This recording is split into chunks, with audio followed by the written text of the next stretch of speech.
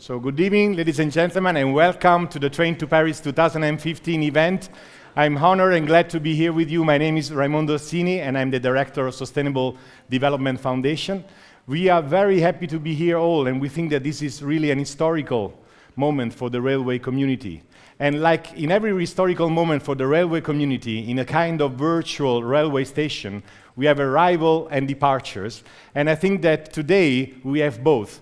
We have the arrival of a journey that took railways community to engage on sustainable development in the last 30 years, and we will show the results.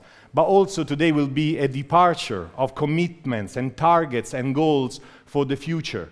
So today we will discuss about all this, and we are very glad that this project of Train to Paris has been a success thanks to you all. Before starting, I would like to thank some people that are always invisible, but always do a very good job. The translators and interpreters that are there, and will translate for you in 4 languages, English, French, German, and Russian. So if you have the headset, you can just use your channels for the translation. And let me now welcome on the stage who was the real engine for this journey. Let me welcome on the stage the General Director of USC, Jean-Pierre Loubinou. Thanks very much.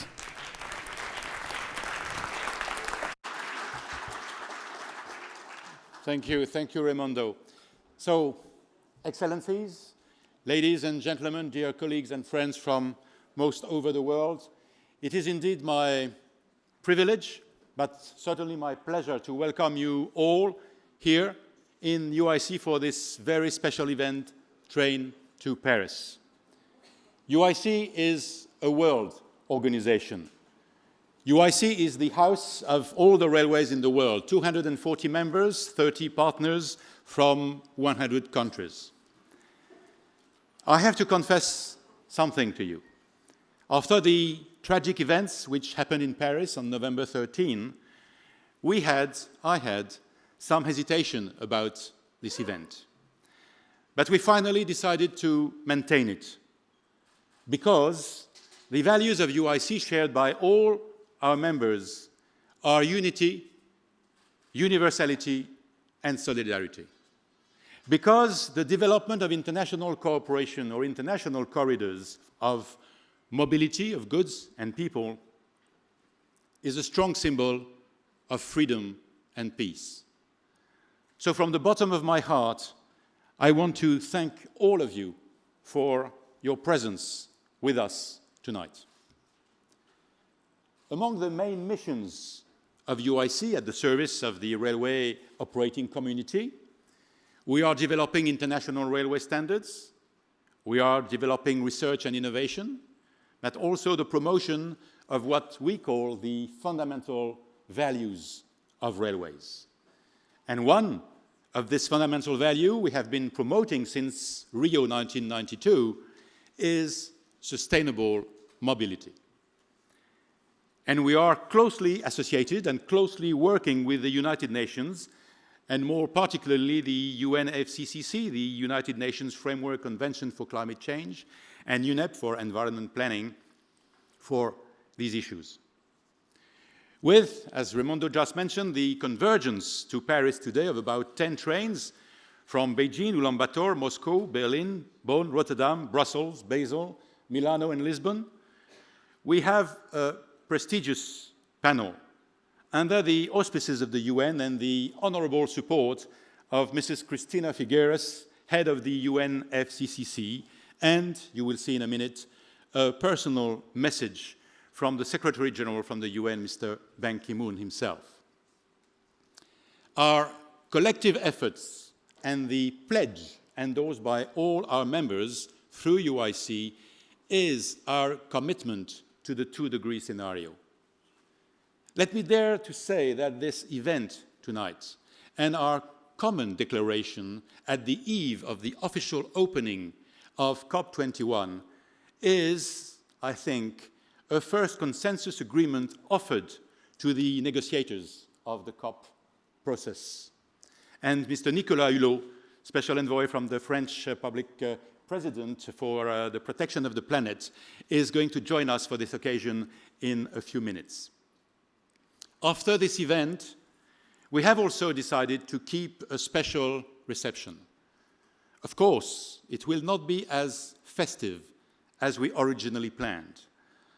But again, it will be very symbolic of our pledge for sustainable mobility and our UIC stance, which is to share information, to open services, and to connect people. Thank you very much for your attention so far. And now let's have the message from Mr. Ban Ki-moon, Secretary General of the United Nations, on the screen. I commend the organizers of the Train to Paris project for bringing government representatives and business and civil society leaders to Paris using sustainable low-carbon rail transport. We have come from across Asia and Europe for one common purpose: to forge a meaningful, durable agreement to limit climate change and strengthen resilience to its impact. You have been blessed with a great responsibility. The decisions made in Paris will affect global prosperity and the health of the planet for generations to come. I salute the commitment of the International Union of Railways in signing the Climate Responsibility Pledge. To keep global temperature rise below 2 degrees Celsius, we need sustainable transport systems. The transport sector is growing rapidly, especially in developing economies. It contributes almost to 1/4 of global energy-related greenhouse gas emissions.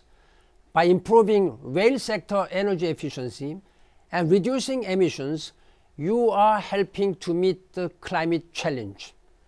Paris is not the end of the line, but the start of a great journey for humanity, a journey to a sustainable future.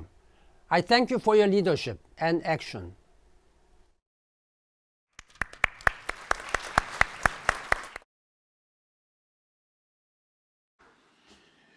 Well, it is now my privilege again to welcome to the stage for a keynote speech not the Executive Secretary for the UNFCCC, Mrs. Cristina Figueres, who has worked with us on all the preparation of this event today, but she is, as you understand, having other obligations, because this is precisely at this very moment the reception for all the heads of delegations.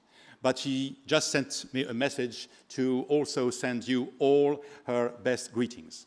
I still have the pleasure to invite for this speech of the UNFCCC Mr. Niklas Svenningsson, who is the head of Sustainable Program at the UN. We know, Niklas, that the next 2 weeks will be a crucial period, and I thank you to take the time to come and speak with us today. Please accept on behalf of the whole railway sector our best wishes for COP21. We know that, of course, the challenges of climate and environment will not be solved in the next 2 weeks, but you also know that you can count on us for this whole period and further. All the journey, as was said by the Secretary General, that is starting from Paris, or going through Paris, and going on for the future. So, ladies and gentlemen, please welcome on stage Niklas Svenningsson.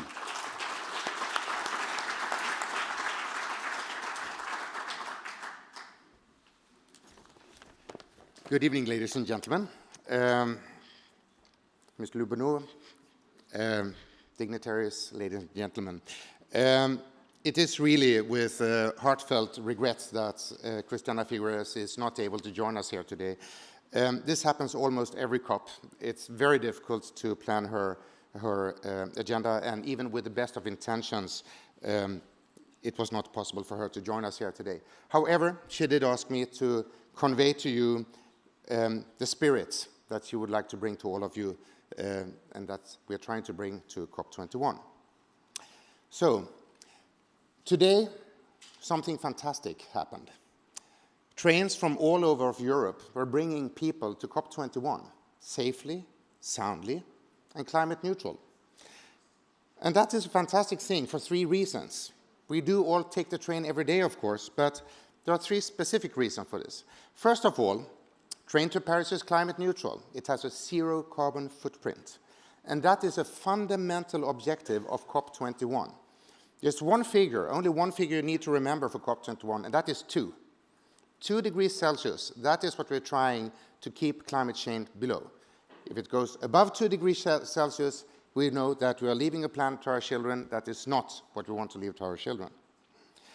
So the fact that Train to Paris is climate neutral shows that climate neutrality is not only a vision for the future, it is a reality already today, if you want it.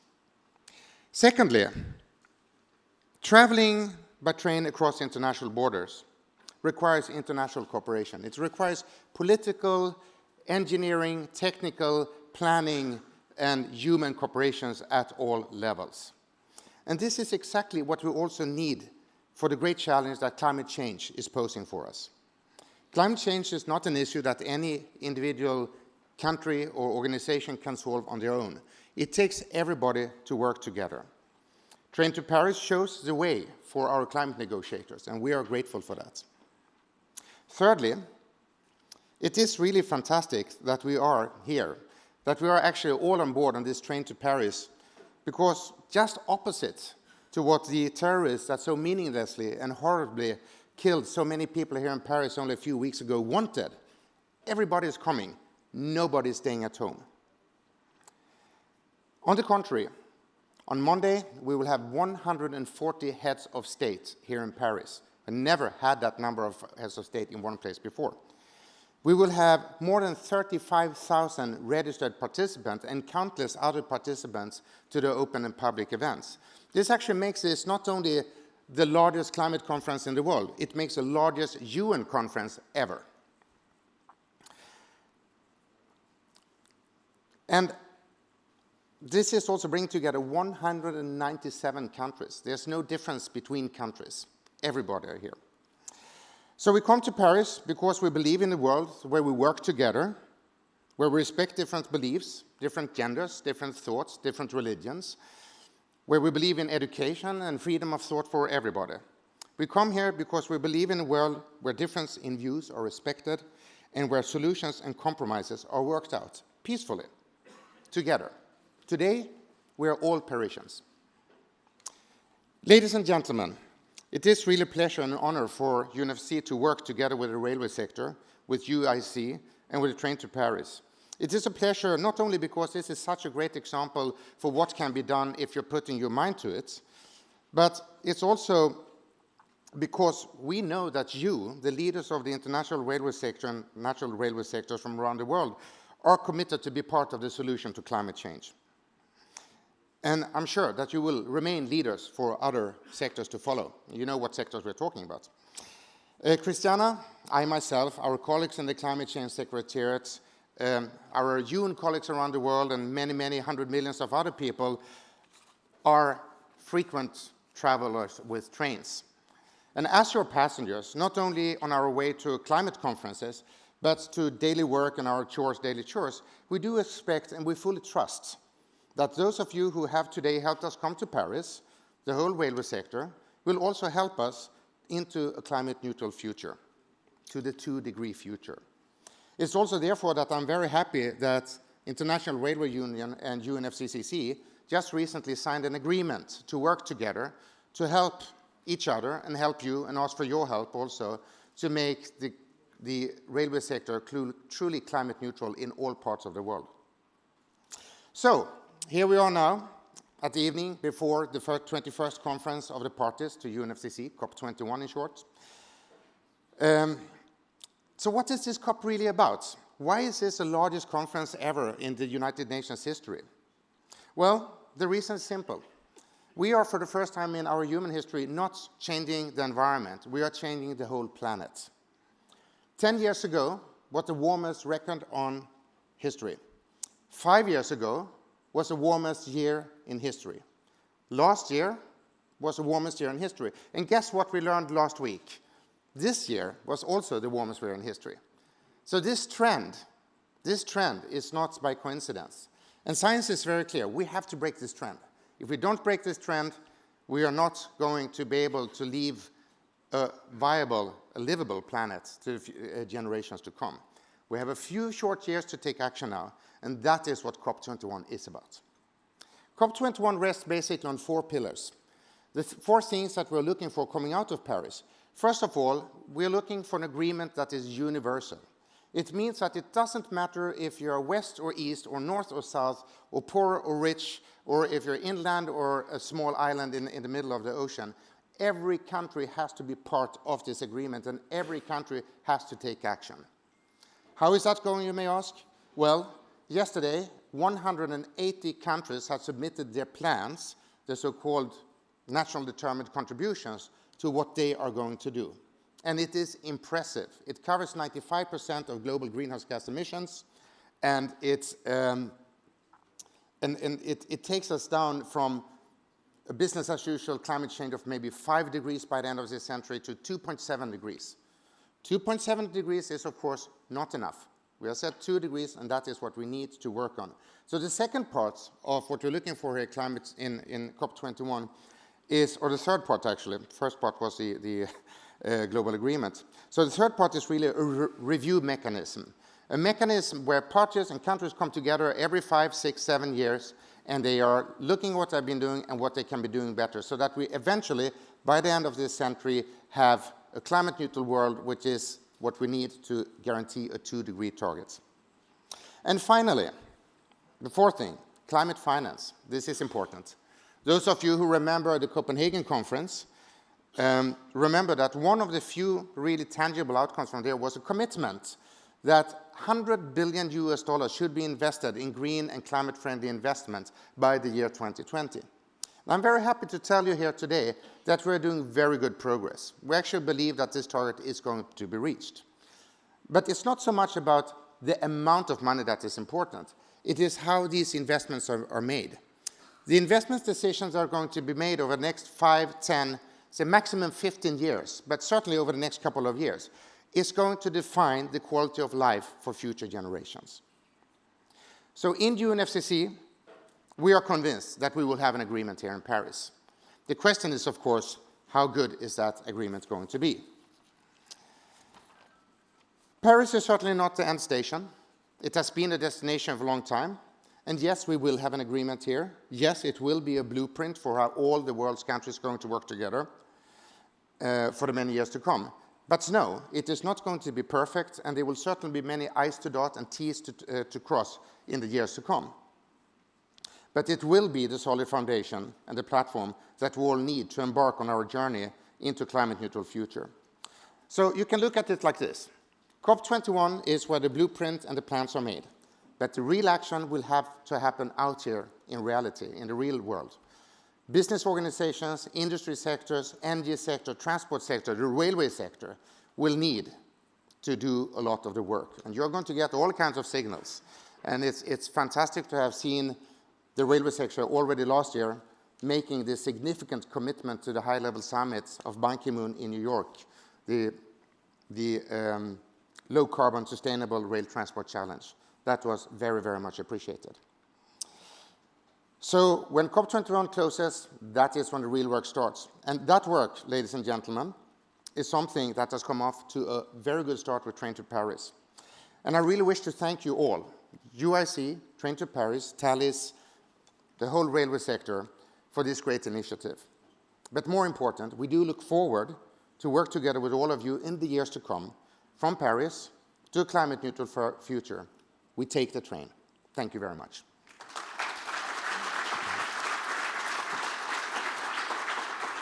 Thanks very much, Niklas. Thank you. Thanks very much also for having inspired with the explanation of the COP21. We really are with you with all our hearts and minds, and we hope that the agreement will be successful. All the world is looking at Paris, so let's cross our fingers and have a good job. Thanks very much. Niklas said that so we welcome Nicolas Hulot, the representative of the French President of the Republic for the protection of the planet. Welcome.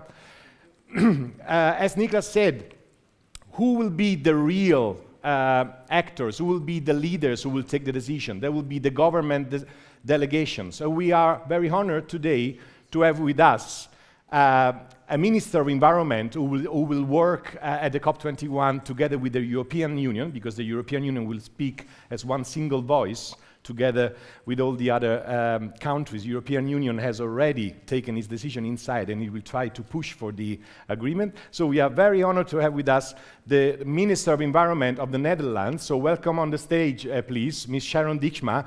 Thanks very much. We know that you have to rush and we have to go, but we are very glad that you came.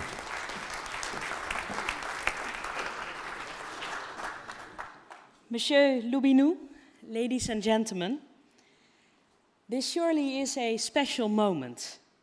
And not only because we are at the start of the COP with 196 countries, but also because this Train to Paris campaign, with trains arriving from all of Europe and even from China, shows that the transport sector is involved and ambitious. And that's exactly my country's message. Paris is not only for the lawyers and the governments, Paris is for the non-state actors too, for stakeholders, businesses and cities, and for organizations like the UIC. They have their ears close to the ground, picking upon everyday problems and devising practical solutions. Paris is not only about ambition, it's about action. And it's vital that an important sector, like the railways, shows the world there is really a global movement toward low and zero emissions. So I'm very pleased with this campaign by one of the most important non-state actors. And you may probably know that my country has a special relationship with transport. As a supporter of the Lima Paris Action Agenda, we documented low-carbon transport initiatives from around the world. Like Jules Verne, we traveled the world in 80 days. An expert task force took stock of the best transport initiatives. And in Paris, we shall share the results. Ladies and gentlemen, showing people what works in practice is the best way to persuade and to inspire. And our key message to the COP negotiators is, it's happening already. We're moving. Paris is a station, it's not the end of the line. So let's keep going, full steam ahead. I would like to thank you.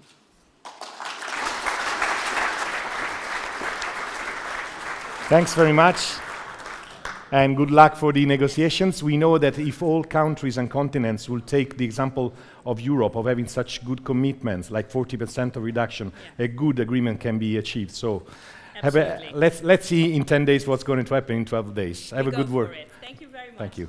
So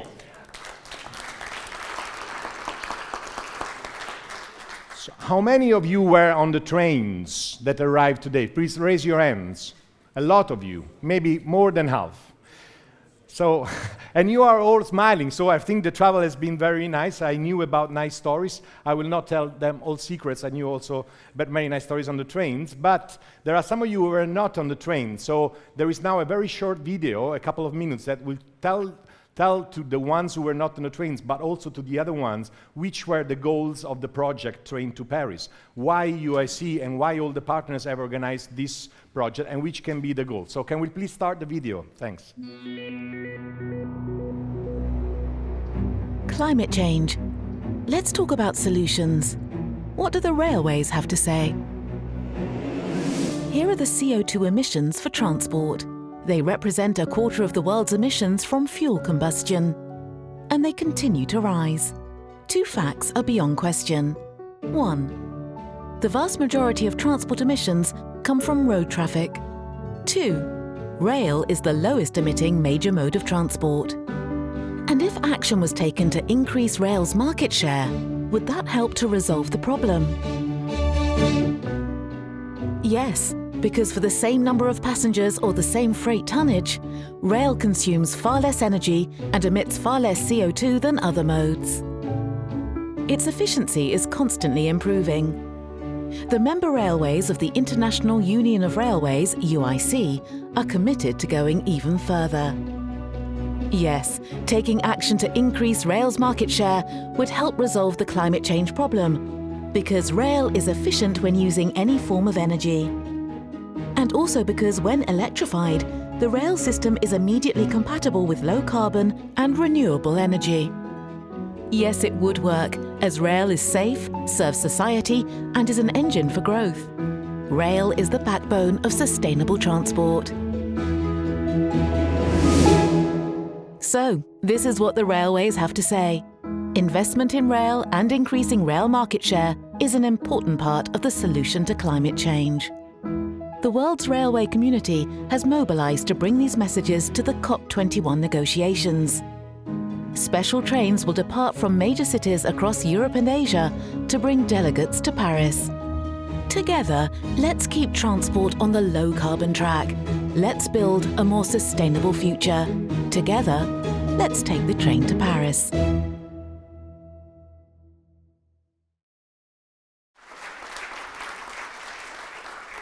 So now we have arrived to the heart of today's event, that is the pledge ceremony. I say the heart because this is where the journey will start for the commitments of the future. The railway community has done a lot, but it has committed to do more. I'm talking about world level.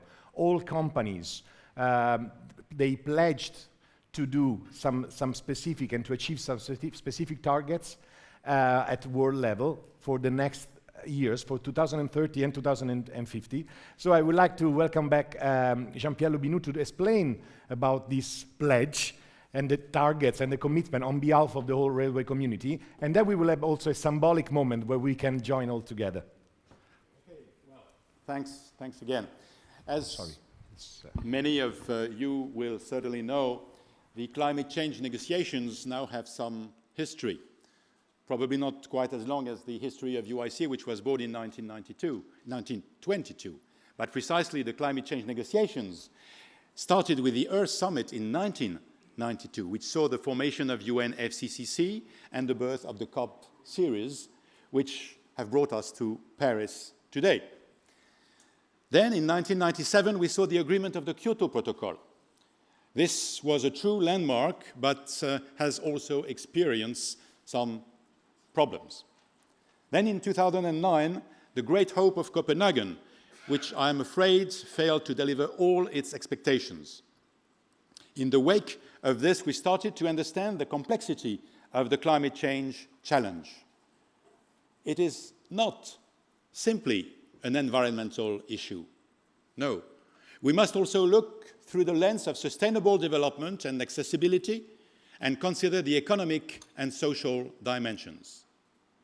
Many have said much about the problems of Copenhagen, but there were some important outcomes, though.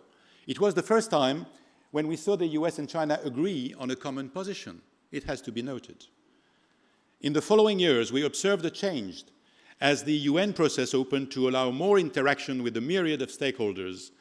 And one obvious result of this change is manifest by the head of sustainable program from the UN speaking to us just today. I think that in 2009, it was totally not unimaginable. We are in the rail world, and we'll always remember the train to Copenhagen. This project brought a symbolic message from Kyoto to Copenhagen, connecting Asia to Europe by sustainable rail transport. And you have here and on screen a plate which was sent by Mr. Seino, chairman of the Japan Rail company, who took the train from Beijing to Ulaanbaatar, to Moscow, to Berlin, and to Paris. So here it is. And when I look around this room, I also see many faces who joined me on the final leg of that journey, Brussels to Copenhagen. Together, we started, I think, a common journey. Paris, as was said, is of course an important stop, but it is just, as the Minister mentioned, a station on the line. Then at the UN Rio Plus 20 Summit in 2012, the UIC family broadened its commitment with the Declaration of Sustainable Mobility. This was an important step showing the world that the rail sector is ready to make meaningful and voluntary comments. And it was the first time ever that rail was part, maybe a small part, but of the final resolutions in Rio. Last year, I had the honor to be invited by the Secretary General of the United Nations to join the high-level advisor group for sustainable transport. And that same year, at the UN Climate Summit in the name of UIC, as Nicholas just reminded us, I announced the Low Carbon Transport Challenge, which means setting out a vision for the global rail sector with targets derived from analysis of the 2-degree scenario. This action by UIC members, 200 and more operators from 100 countries, is important. It will not be possible to secure the 2-degree scenario without more sustainable transport, and rail is a backbone of it. For this, rail has an important part to play as part of this transportation mix, both for intracity and intercity mobility. Now, let's have a vision. By 2030, we have set a target to improve both specific final energy consumption and specific average emissions by 50% relative to a 1990 baseline. And I'm pleased to report already good progress, our sector having already achieved improvements close to 40% for both of these targets. Of course, we must continue. We must sustain our efforts. And by 2050, we aim for 60% improvement collectively in energy efficiency and 75% carbon reduction. To make a real impact, we know we must reduce total transport emissions, all modes together. This means achieving a more sustainable balance between transport modes, optimization. And we propose a target to increase rail passenger market share by 50% in 2030 and then double it by 2050. For freight, we aim to equal road activity by 2030 and then exceed road volumes by 50% in 2050.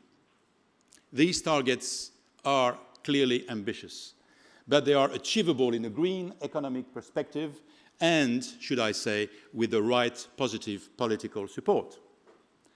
Now, for COP21, it is with pride that we are presenting the Railway Climate Responsibility Pledge, signed by the CEOs of more than 70 UIC members, representing the majority of the world's rail passenger and freight activity. Beyond emission cuts, it is important to note that sustainable transport is supported by also a strong economic case. Analysis and modeling by one of our partners, the International Energy Agency from OECD, and other groups, partners of UIC, have shown that in comparison to the business-as-usual approach, sustainable transport systems, in line with the 2-degree scenario, will deliver approximately $70 trillion saving in total transport expenditures by 2050. $70 trillion saving. This means spending more money on developing the rail network, but making large savings from reduced spending on vehicles, fuel, and transport infrastructure. You know that the per passenger kilometer carbon emission for every dollar invested in rail transport is 100 times lower than if that dollar was spent on road transport. But we have to work with all other modes. And from this, we can derive a very virtuous cycle. Implementing the right transport policies and making the right transport investments is a key enabler to the wider sustainable development agenda, and it starts tomorrow with COP21 and tonight with our pledge, which I will now ask Raimondo to come on stage for the signing ceremony. Thank you very much for your kind attention. Thanks very much.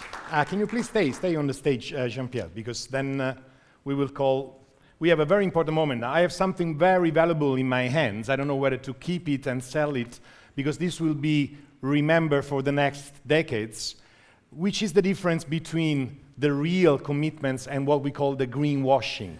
People who say, we are green, but they are not. The difference is when somebody takes commitment and put the name with the signature and the name of the company together with the numbers. So that's what UIC has done. UIC has collected together more than 50% of the world railway traffic of CEOs of the railway companies in the world who signed this commitment that Jean-Pierre just explained. And together, today, we're going to have a kind of symbolic signature here about the pledge that Jean-Pierre was saying. The pledge has 4 points. First one, I commit to reduce my company's specific energy consumption and CO2 emission, and through this contribute to the UIC Low Carbon Rail Transport Challenge and to the global targets of the challenge presented at the United Nations. I commit to reduce and do my part. Second, I commit to stimulate modal shift to rail in national and international markets by working in partnership with the key stakeholders. Third, I will commit to actively communicate climate-friendly initiatives undertaken by my company during the year 2016. So when Paris is over, the next year, the railway companies will do a lot in terms of communication in order to raise awareness, acceptance, and recognition on the role of sustainable transport as a part of the solution to climate change. Fourth, this is where the greenwashing goes away.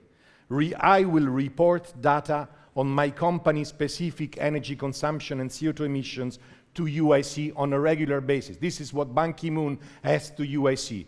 You have to report every year or every other year, and you have to tell the United Nations what you are doing. And UIC will collect the performance and to see whether we are going good or bad towards the target. So these are the four, the 4 commitments of the pledge.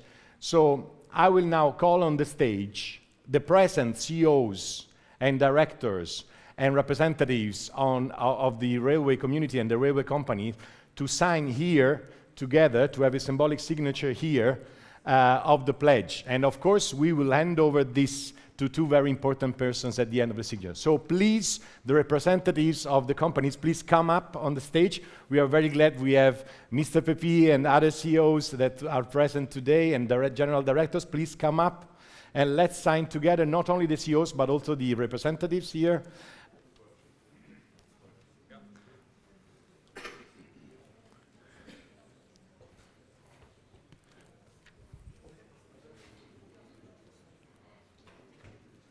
Please come. Let's welcome them with an applause, because when sometimes gives the name on a commitment, it is very important. Yes, you just signed there. Thank you. Yeah, it's good to pass the. It's very good to pass the testimony, and thanks very much.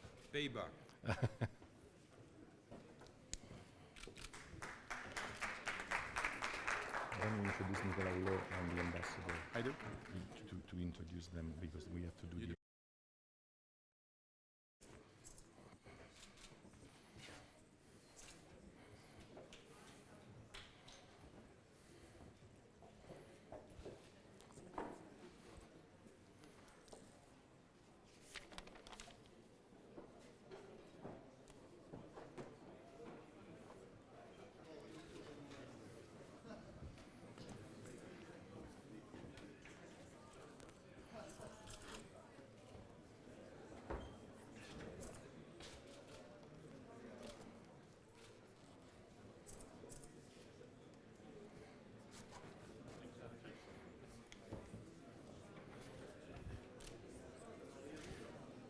We have a picture. We will have a picture with them all together now after the signature. You think so? It is. Isn't it too good? Because they are going back to their seats. It's going to take too long. Okay.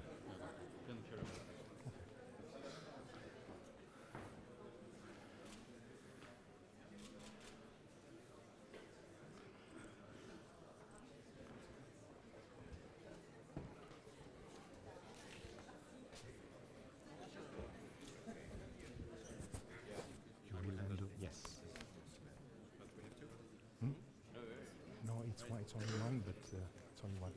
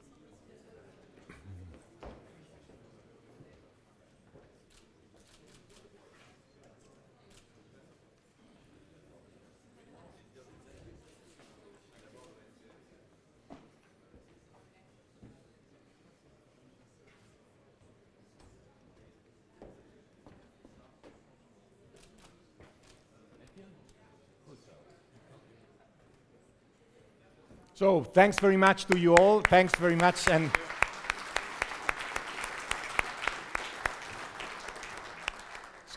I'd like to welcome now on the stage the representatives of the international community and the representative of the French presidency of the COP21 to receive this pledge. So I'm honored to welcome on the stage Nicolas Hulot, the representative of the French President of the Republic for the Protection of the Climate. Please welcome. And Jean-Daniel Tolzman from the Club of Ambassadors representing the whole railway community. So Jean-Pierre, I think it's the moment now to symbolic giving this to them. This is very symbolic. I'm not going to cut it in half, but officially to the host of the COP21. Thank you very much for your presence, Nicolas. Merci. Thank you very much. Thank you very much, Jean-Pierre. To represent the international diplomacy here in Paris. With great pleasure. And now, Nicolas, if you want to say a few words, thanks. I will keep it.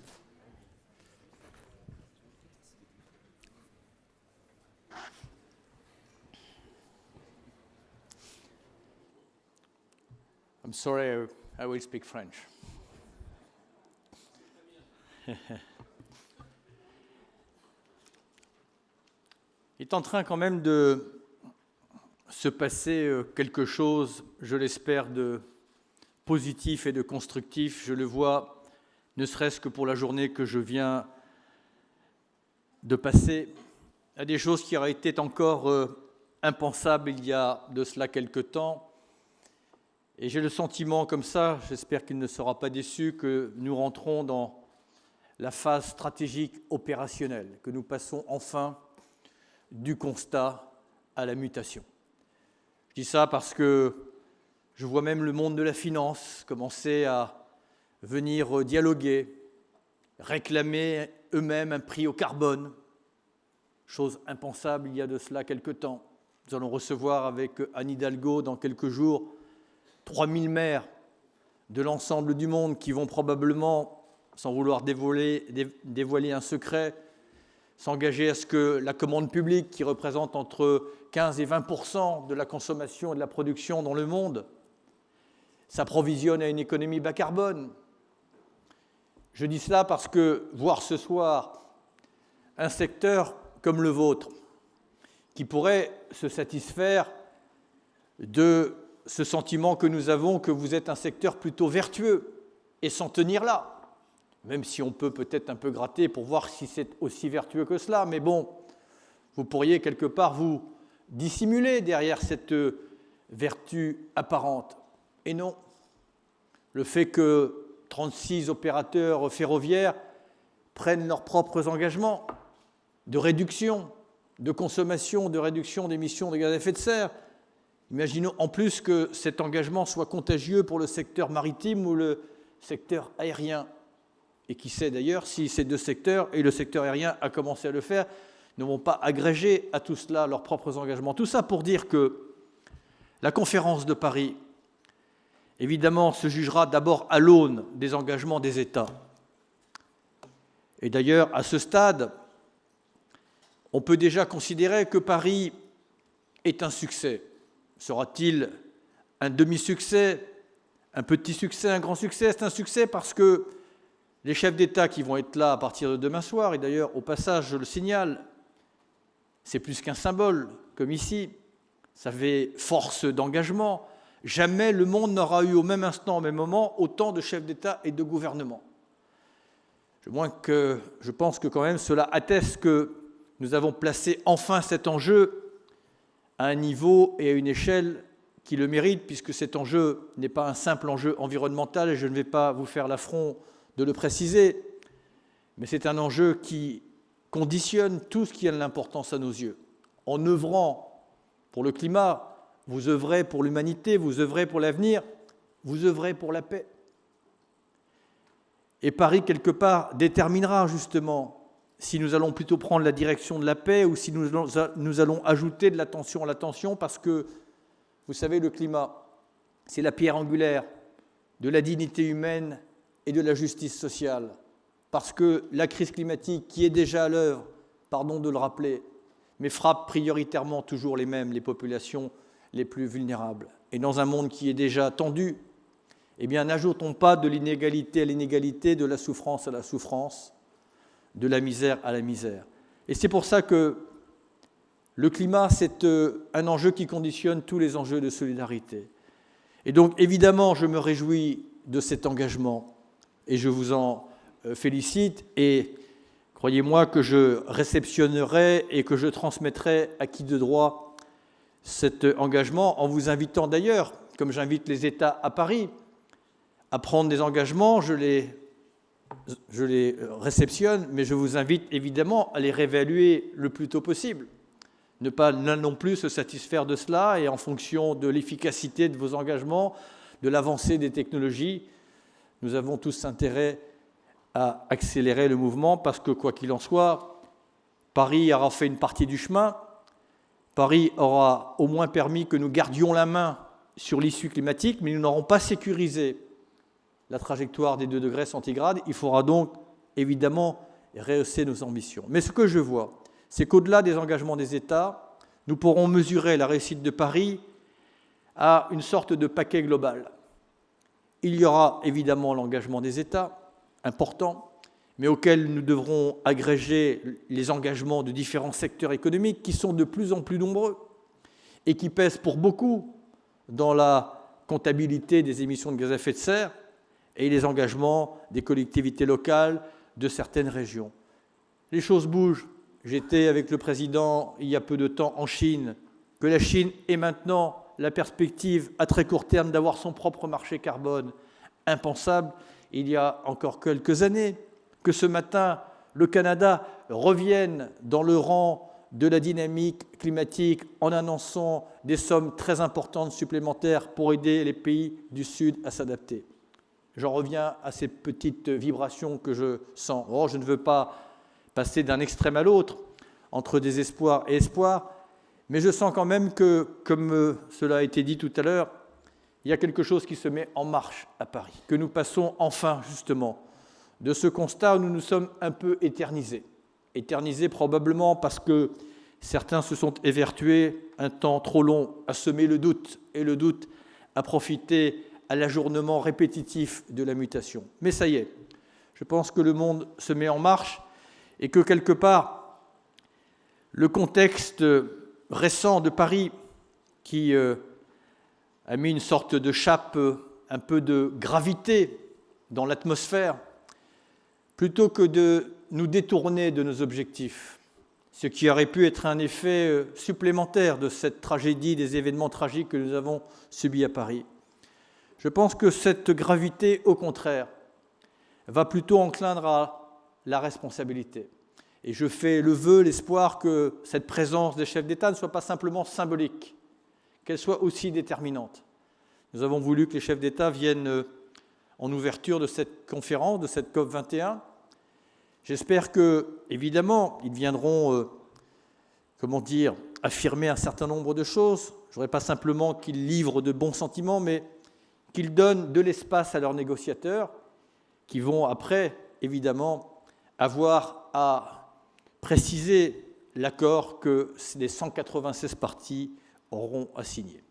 Voilà, je dirais simplement pour conclure que tous ces trains qui ont convergé vers Paris sont quelque part une forme de métaphore.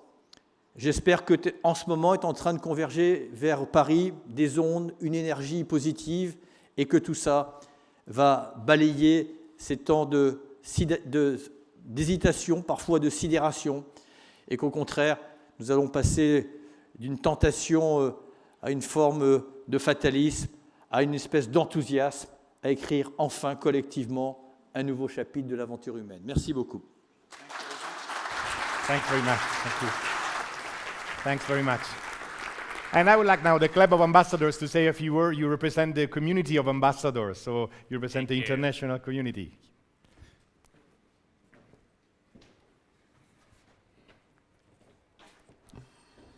Well, dear friends, first of all, let me extend to you a very warm welcome. We are delighted to have you in Paris. Paris is a vibrant city, lively, strong, full of energy, full of history too. And we have to thank you also for the reaction that all over the world you had by putting the three colors everywhere on the major monument of the world. So many thanks. Many thanks also for your commitment in this specific period where we are more and more aware of the importance of technology in the world. It's very difficult to speak after Nicolas Hulot, so you know and you have your own commitment, and it was a moving element that seeing all the presidents coming together and sign. It's not just words, it's action. You are in a sector of major economic importance for the world. We have 3 billion people coming out of poverty, hundreds of millions of people becoming a participant to the middle class. So all these people will travel all the world. And I must confess that since my childhood, I am still, and I will be forever a fan of railways. Traveling by railways is always easy, comfortable. You can see the landscape. You have not to drive yourself. It's really a pleasant element. And it's also part of the poetry of the world. It's difficult to see a movie by James Bond now, each 30th Thursday, without a scene taking place in a train. The French writer, but not only them, the American like Hemingway, the Russian like Dostoevsky, Agatha Christie was writing a lot about l'Orient Express, and before her, Rudyard Kipling and so many others, Tahar Ben-Jelloun, many writers. And also the painters. I have the privilege to be recently in Marrakesh to deliver a speech at the Next Station conference. And I was discovering the magnificent work of our Moroccan friends. But looking at the world of railway station now, we have seen that everywhere in the world, in Helsinki, in Lyon, Saint-Exupéry, in Paris, in London and St. Pancras, in Mumbai, in Wuhan, everywhere we have a new element of strength, in Japan too, in Korea, and building new magnificent railway stations. The painters have discovered that before the other. Renoir, Caillebotte, Monet, to stay with the French, but probably in all countries the same, have put the railway station, the train, the Futurismo movement in Italy was extremely strong in that regard. So you are not only a way of traveling, you are giving us poetry, and Pierre Macorlan, our very friendly friend, Jean-Pierre Loubinou, and so many others. I am thinking Blaise Sandra, probably plenty of them have written about railway. So you are part of our world, you are improving the railway constantly, you are improving the railway station, and as a normal citizen, I am extremely proud of my railways, proud of traveling all over the world in this comfortable way, and I want to thank you for all of that. Have a very nice evening, and it's a pleasure being with you.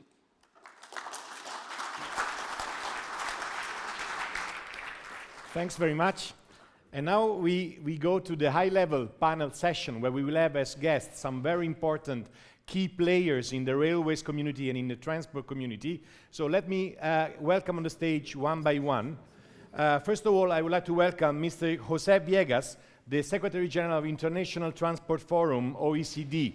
So please, José, welcome. Please, you can have a seat. Please sit first, and then Then I welcome Mr. Joseph Doffelbauer, the Executive Director of the European Railway Agency. Welcome very much. It's a pleasure to be here with us. Then we have from the Russian Railways, the CEO of the Federal Passenger Company, Mr. Mikhail Akulov.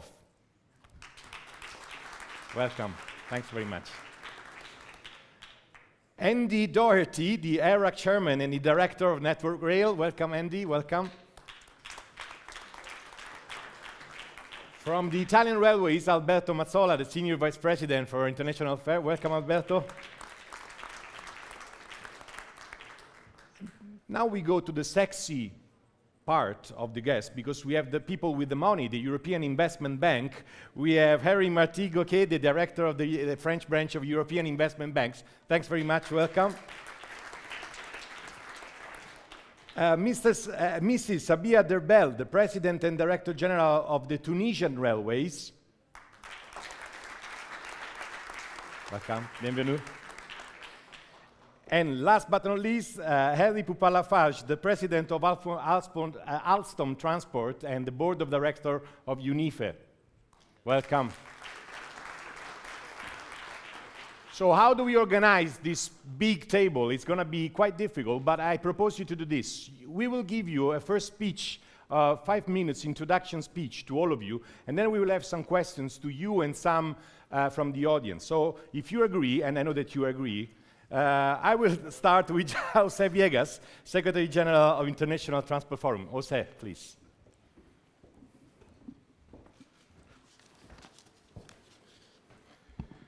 Good evening to all of you. It's a pleasure to be here.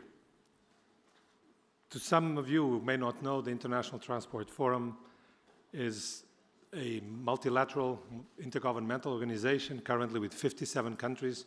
We have a vibrant research activity. We work with companies, but our goal is clear: to provide good transport policy advice to the member countries. We've been working for some years on these questions of sustainable transport. Based on our analysis and many publications around the world, we see that the two main fields where action is urgently needed is urban mobility and long-distance freight transport. And there, I start by identifying the key challenges. In urban mobility, it's certainly massive urbanization. We are going from a world of 7 billion people at something like 50% urbanization to something like 9 million at 70% urbanization. If you do the numbers, you see that within the next 35 years, the number of urban inhabitants will double from what we have today. So it's just another as much. This is a problem, but this is a chance, because we can do it better than we've done for the first half. The second one is that many of the world's most populous regions are very clearly still in their path towards a better economic welfare, and that means in most of the countries a quick motorization. The total number of cars in the world in the next 35 years is probably going to treble at the very least. In the international freight, the big challenge is coming from the increasing participation of Central and Southeastern Asia and Africa in world trade, and there will be strong intra-continental flows increases in areas which are poorly infrastructured.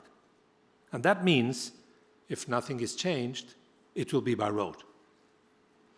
And we have also increasing trade distances. The flows of the goods are increasing, but the distances are growing as well. We also know, it's very clear, that technological progress alone will not be enough to respond in the time frame needed. So action has to be taken on technology, of course, but also on how transport is organized, on the prices, and on the regulations. So there's 4 toolboxes: technologies, organization, prices, regulation. All of them have to be involved. Let me develop a bit some of our analysis and results. On the passengers, urban and regional. Very often we read and we see people saying we have to have sustainable mobility. Yes, but the mobility is not the objective. The objective is providing all citizens with good conditions of access to jobs, to public services, to social interaction. And the part of the solution may be to develop a way acting on transport and on land use that actually reduces the need for mobility instead of just making mobility cleaner. We have worked and we have found that IT-based, demand-responsive, new forms of public transport with high quality are able to take people away from their cars. This will be mostly shared taxis and taxi buses, but they are demand responsive. They have much, much higher levels of efficiency. And we will have the private cars largely and progressively replaced by these shared taxis. Trunk lines of suburban rail, metro, and bus rapid transit, of course, have an important role. They provide the trunks. They are the best option when they're operating with high capacity and high frequency. And we can organize much better the feeding of passengers from the work areas and from the residential areas into these trunk lines. Today, they are very far from being well organized. And again, their IT can play a big role. Given the time limitations, let me go now to the freight long-distance issues. Shipping is the market leader worldwide in ton kilometers, and it is also a mode with very low carbon emissions.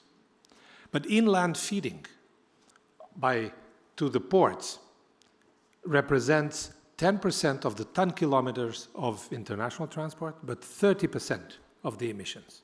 And this is done mostly by road. Shipping themselves are looking at measures to compensate emissions. And they will be inevitably going through some kind of carbon offsets, directly or indirectly through carbon pricing or emission trading schemes. Of course, electric railways are also very efficient and very low emissions. But the real efficiency or the potential efficiency of railways is very damaged by multiple barriers. Everybody speaks about technological barriers, but there's much more than that. There's border crossings, and there are protectionist measures. A lot of the trade agreements do not include the transport services in the trade agreements. So we have limitations, both for rail and for road, on having efficient provision of transport for the increasing international trade. And there is also limitations coming from the companies themselves in their production systems, which are far from being the most energy and carbon efficient. As one example, the recent trend for concentration of many railway freight companies on full train loads facilitates the efficiency, yes, but forces the feeding for much longer distances from the road, which has higher emissions, and encourages even a significant transfer of total shipments for the road, because some clients will just prefer to have a full road service instead of a feeding to a railway. We believe that both for shipping and for rail, the main actor in the supply chain should assume responsibility in solidarity with the other suppliers for the emissions in that supply chain. This simply follows the logic that you already have today in work safety and in working hours, and this, particularly the working hours within the European Union. If you're a logistics operator and you subcontract a road haulier and another road haulier and another, you are responsible that they all follow the work time rules. We believe that for the emissions, the shipping and the rail, which are the main heavy modes, should take similar responsibilities and induce those smaller operators to combine the calculation of carbon emissions with them. Otherwise, it's very simple. It's not on my backyard, but I'm forcing or inducing the others to do that. This is a big change to current practice, but we believe it is essential. Road transport is the clear market leader on land transport, and the occupancy levels are very damaged by multiple protectionist schemes. It is amazing how much protectionism there is also on road transport. And because they have still a high occupation, today in international trade, road transport mostly has young fleets. And so they are having a good trajectory in terms of reductions of emissions, although still very far from the railways. But of course, they are preparing to electrify, and then things could change a bit. Railways should fight more aggressively for market share. I'm very happy to see the numbers that Jean-Pierre Loubinou showed you, and the pledge there includes market share. It's a very important objective. But to get to market share is not enough to say that you want it. You have to fight for it. We recognize that there are price distortions, yes, in both directions, but they are not the main factor in most modal decisions by the shippers. We've studied that, and we know price is not the main factor, it's service. And most railways would today have a difficulty in having a significant increase of their market share. Just to put in numbers, in Europe, in overland, road has about 90%, a little less, and rail about 10%. If you double the railway market share, it's 10% out of the road. But doubling the flow of freight in your networks, you know it better than I, is something that is not easily achievable. So there's a lot of work to be done. You need to change the patterns, the service patterns, and the production models inside your companies if the pledge is to be taken seriously. We have dedicated at the ITF a lot of work to develop sophisticated network models, both for international freight. We have a global planetary model covering all modes, and this is where some of the numbers I mentioned come out, and they underpin these results. We now plan to launch a big project on transport decarbonization involving all the modes in collaboration with our Corporate Partnership Board. I will be inviting you to join the Corporate Partnership Board and this effort because we believe it's the way to do it. We have to go from the interesting pledges, very important, but to having to know what is, excuse me for saying roadmap, in this case I would say the rail map to get there, and the road map and the Navy map, the maritime map, all the modes combined, seeing how the technologies and the organizations can fit together and seeing whether we have a realistic approach to satisfy the pledges that we take. Thank you for your attention. Thank you very much. Thanks for this overview. We appreciate a lot the International Transport Forum work, and we see that the pledge has also some, and the challenge has also some counter challenge. You say, if you want to achieve the challenge, you have to improve your service. And I think many of the CEOs would like to take your challenge and maybe meet in 4 or 5 years and see what happens. Now it's the turn to Joseph Dr. Bayer for the European Railway Agency. So thanks very much for being here. You know you have a lot of work that you've done in the past years, but also a lot to be done for the future years now for the agency. Well, thank you, Raimondo, and first of all, I would like to congratulate UIC for organizing this outstanding event and for inviting ERA today to be present at this remarkable evening. And indeed, as Secretary General Ban Ki-moon has stated in his address, if we want to get our planet in good shape for our children, we need to make transport sustainable. And we need to make transport sustainable through rail. The term increasing the rail market share has been mentioned several times already today. It has been mentioned also in the film. But if we are honest, if we want to increase the market share of rail, we need a rail system that is different from where we are today. We need a rail system that is cost competitive.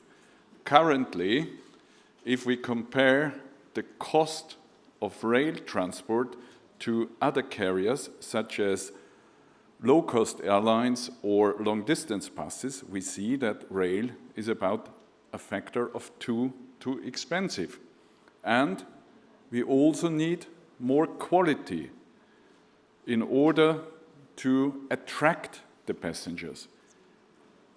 Passengers can only be attracted if we provide the appropriate capacity in our system.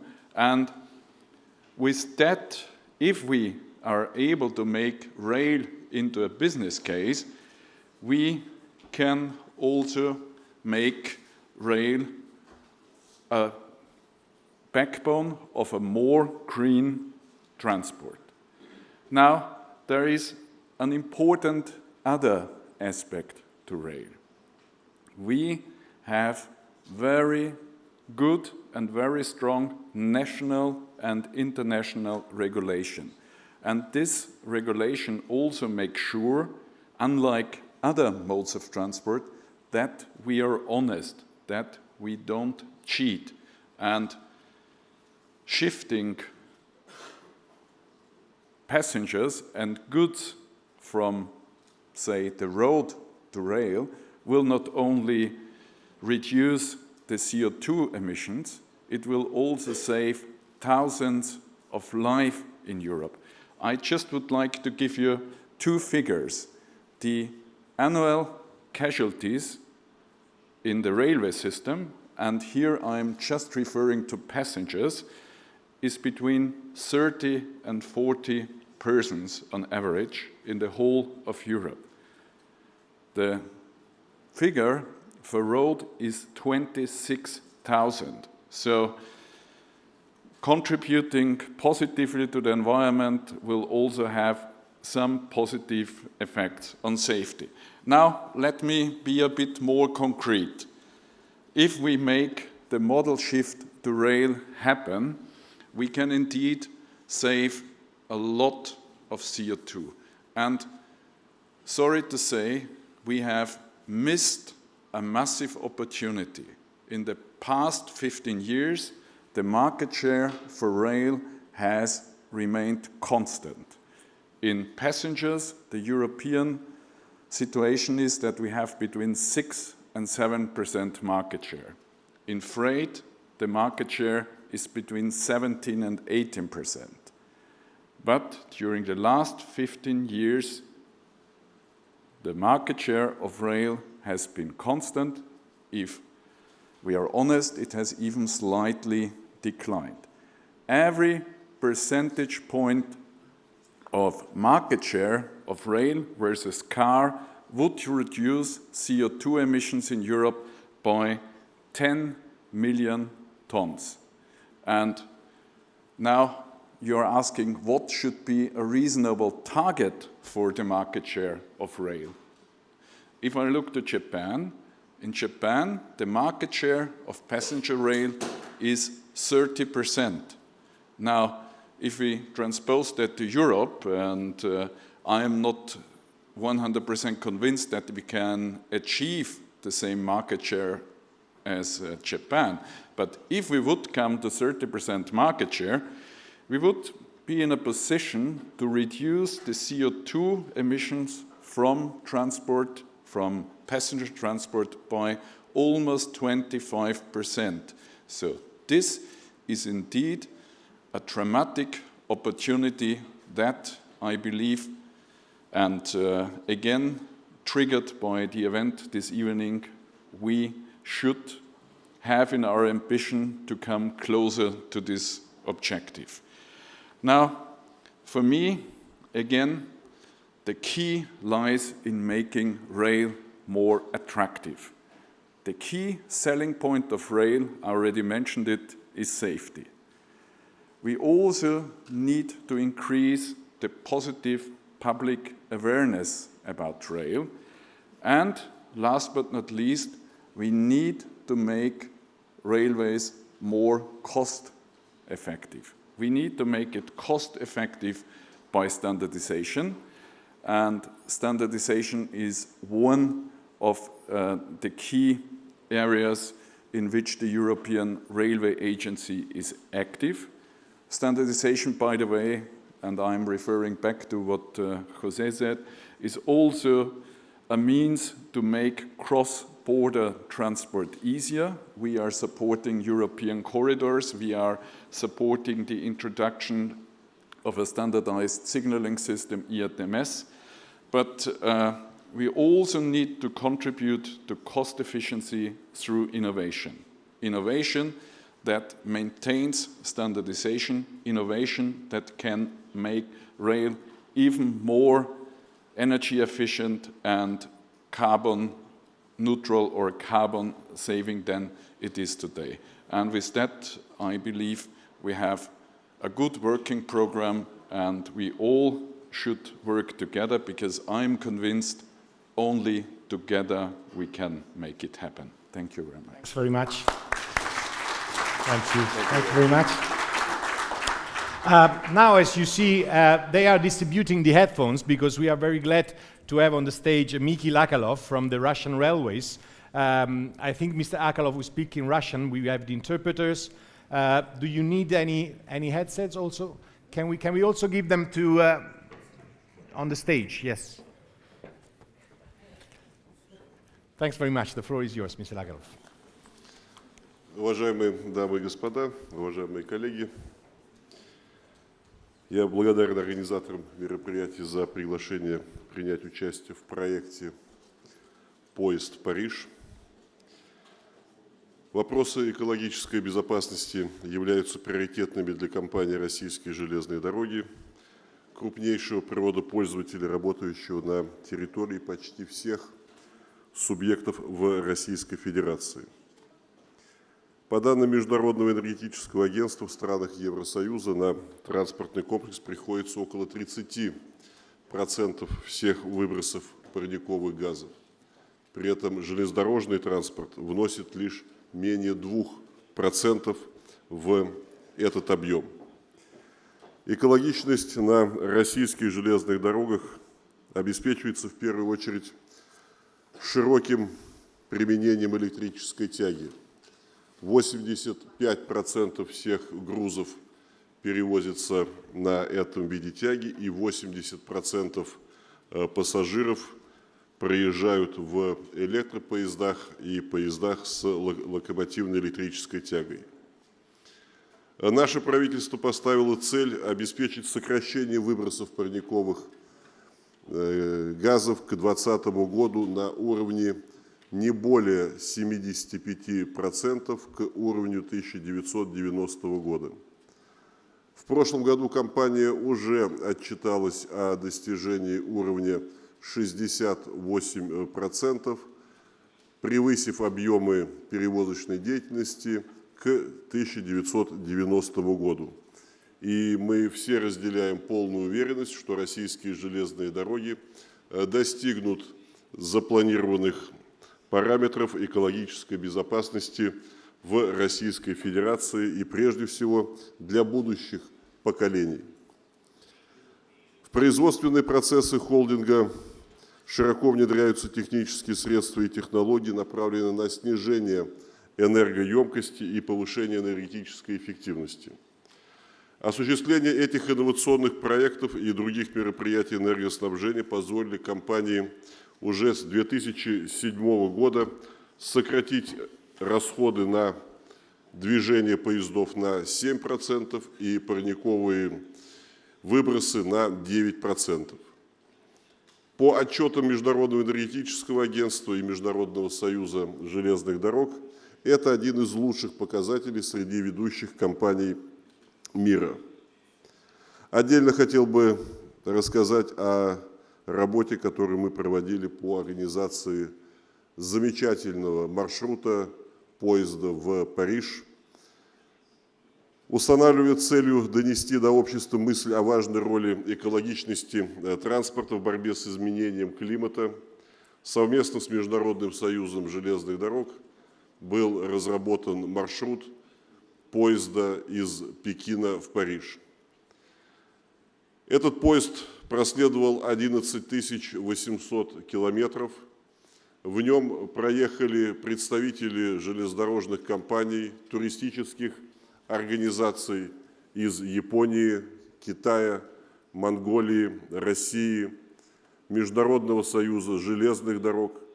И сегодня мы прибыли в Париж строго по расписанию. 190 часов и 36 минут эти пассажиры были в поезде и воспользовались всеми теми преимуществами, которые несет в себе железнодорожный транспорт, преодолевая столь значительные, великие расстояния. Фактически четверть экватора проследовал поезд, не нанеся окружающей среде никаких вредных выбросов, не потеряв ни одного грамма отработанных ресурсов. Мы часто говорим о космических технологиях, но давайте не забывать и о космическом мусоре, который уже окружает нашу планету. Так вот, наш поезд проехал, не повлияв негативно на окружающую среду ни одной из 7 стран мира, которые проходили по этому маршруту. Я хочу еще раз поблагодарить тех мужественных железнодорожников и представителей туристических фирм, которые провели фактически 10 дней по маршруту следования поезда, посетили озеро Байкал, насладились чистотой природы и заразились тем оптимизмом, что все вокруг человека на земле должно быть таким же чистым, прозрачным и бездонным. Я всех благодарю за те усилия, которые мы прилагаем к тому, чтобы транспорт нес свой значительный вклад, достойный вклад в экологическую безопасность и оправдались те надежды, которые мы сегодня высказываем. Спасибо.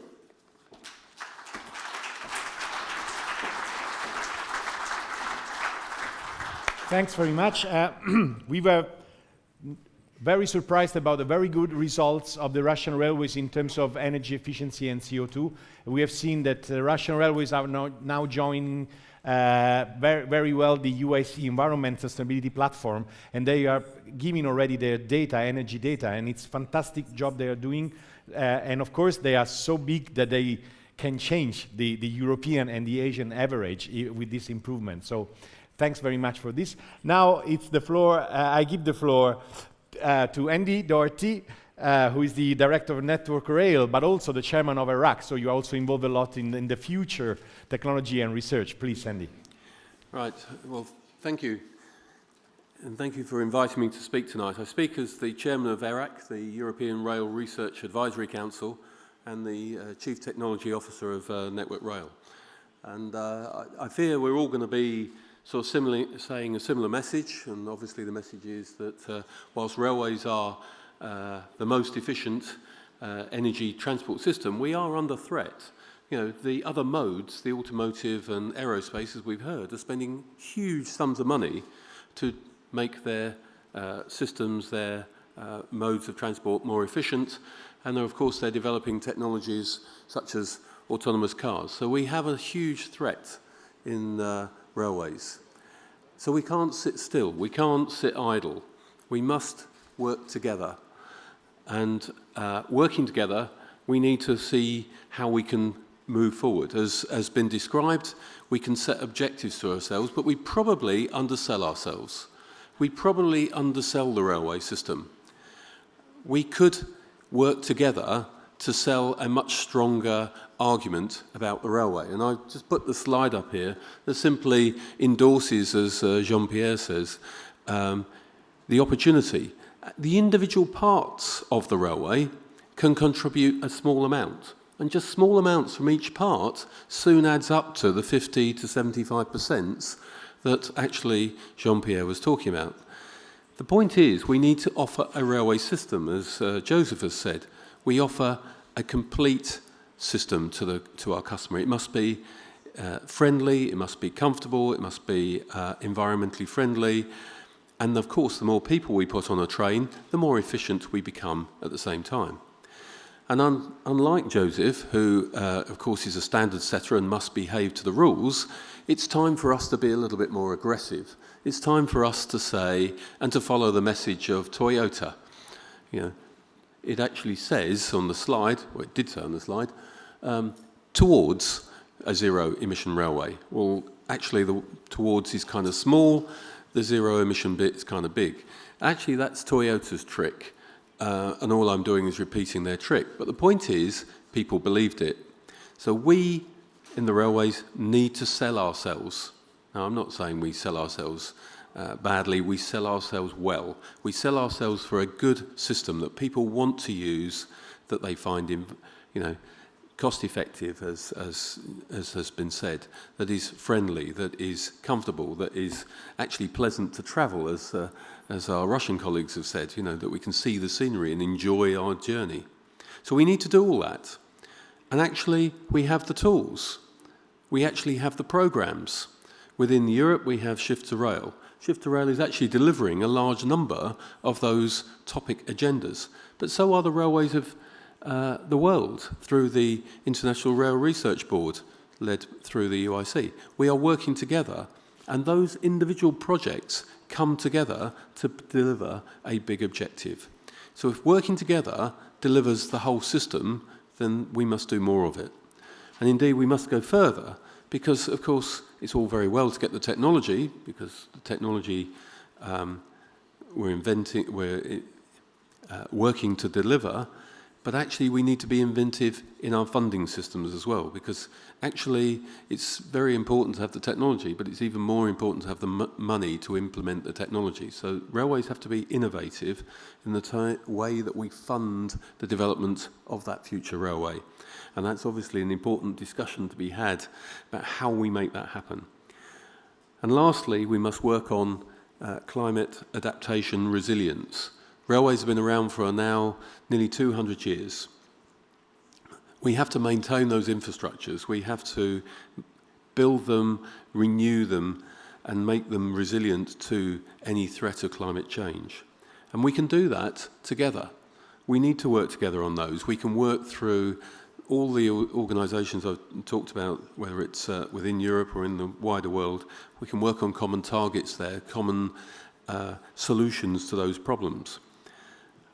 And in working together, we can produce that robust, resilient railway system that is actually genuinely end-to-end, that actually delivers the customer satisfaction that he's looking for. So it actually, customer delight is what we seek. And that's what we should deliver through the entire system. And the more we do in this particular area of climate change, the more we will get endorsement by our customers. So thank you for listening. Thank you. Thanks very much, Andy. And we hope that the United Nations have not seen your slide, because they can say that our target of 30% is not enough, because railways can do 72%. But maybe we will see, maybe we can get it in the next years. So now we will have Alberto Mazzola from FS, the Italian Railways. We know, Alberto, that your company is doing a lot for sustainability, but you are very often in Brussels, and so you also watch what's happening in terms of the debate of the external costs and all this debate in the European Commission. How is it going? What's your opinion about that? Thank you, Raimondo. And I will get to this point. I would like to say a few things before. We just closed in Italy Expo 2015. The theme of the Expo was Feeding the Planet. And I must say that railways, at least Italian railways, have been there during all the Expo. We've been there when Mr. Putin was visiting the Expo, as Italian Railways ourselves, meeting with him and discussing about railways. We've been there when President Hollande was there. We were there when the wife of the Prime Minister of Japan, 1 week after UIC event in Tokyo, high speed, was there.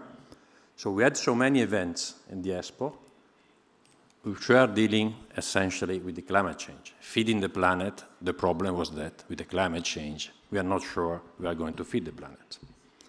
I would say about the pavilion, one of the ones who struck me more was the Swiss pavilion. Here we have 4 things: water, salt, coffee. I understood Switzerland is one of the major exporters of coffee. I didn't know. I don't remember the 4th. And they were consuming. If each one was taking 2 bottles, the water was going to finish. At the end of the Expo, there was no water. There was a lot of salt. There was no coffee, but it was showing, and there was bread, the other one. There's also no bread. So it was visually showing that we are consuming too much. I was saying this because we are part of it, and I think what we are doing tonight is part of it. I would like to make, before going to this, to comment about the goals of UIC. When we were going to sign, we had a debate. I remember UIC Europe. I was reading the objectives. I've said, we can make for the energy, in fact. We can make for a reduction of CO2. It will be very difficult to increase by 50% our passengers by 2030. And I would say the last objective, at least for Europe, is very tough. I would say it's impossible. We gladly notice that in the rest of the world it's possible. The last objective is to have an equal transport by 2030, road and freight. If you think the figures you quoted, you can see that for Europe, this is really challenging. So not all objectives are so easy. On the rest of the world, in the US, in India, in China, it might be possible. For Europe, it's very difficult. In fact, look why it is so difficult. It is because road is much more favored also. Maybe we need to do our work better. As George is saying, railways should change also. And then I get to the question raised to me. We made a calculation 2 weeks ago.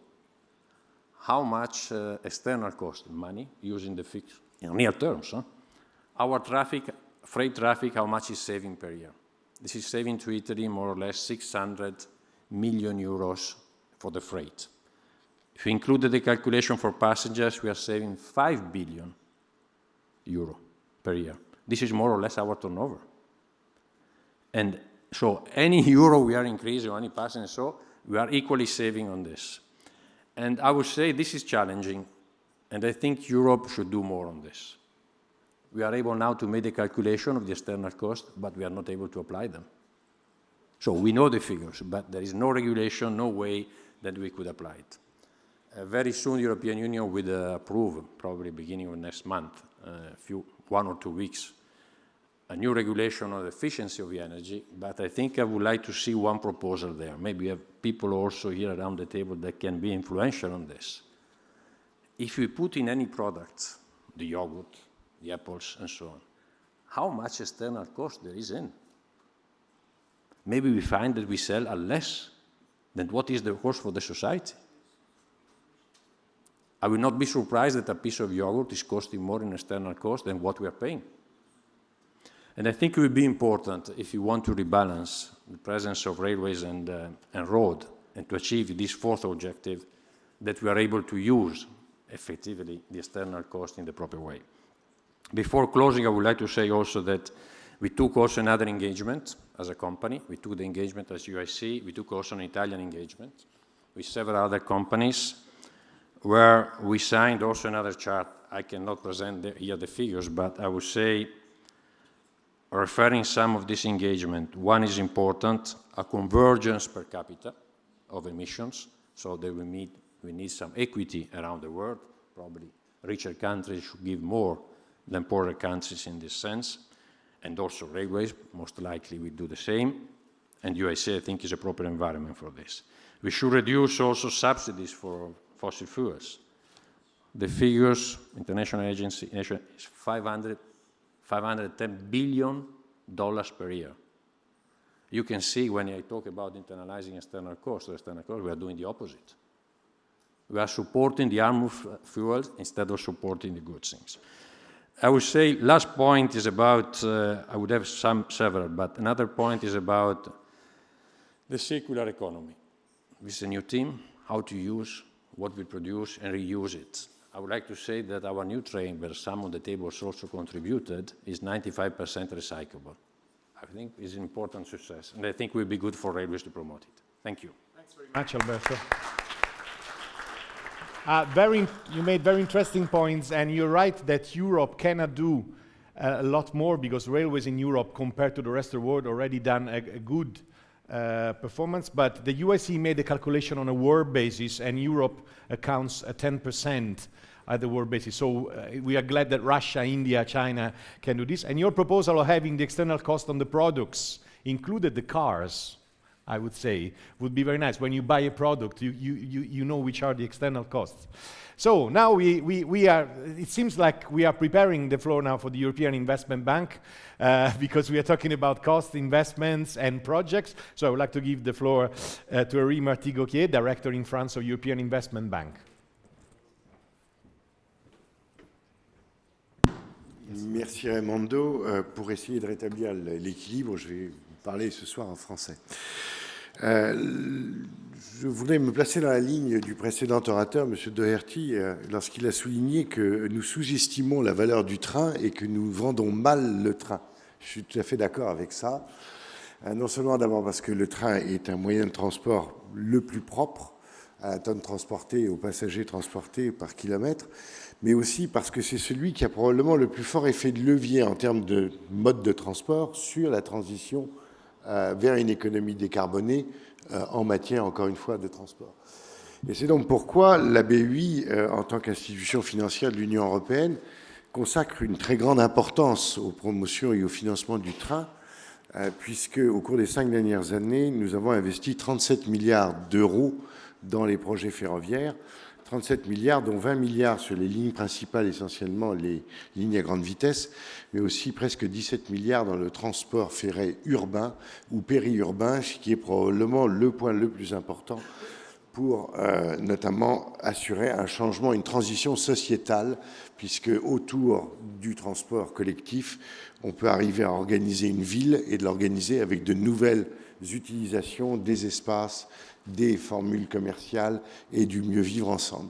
Je profite aussi de la présence de Madame la directrice générale des chemins de fer tunisiens pour la rassurer, mais elle le sait, que nous sommes également présents dans les pays voisins en Méditerranée et en particulier en Tunisie, où nous avons financé plusieurs projets, aussi bien de transport urbain dans la ville de Tunis qu'à l'échelle du pays. Pour résumer, parce que nous avons déjà pris beaucoup de temps, 3 concepts. Une remarque et 3 concepts. Premièrement, l'Europe est la seule zone économique mondiale qui ait défini une politique contraignante de préservation du climat et de transition vers une économie décarbonée.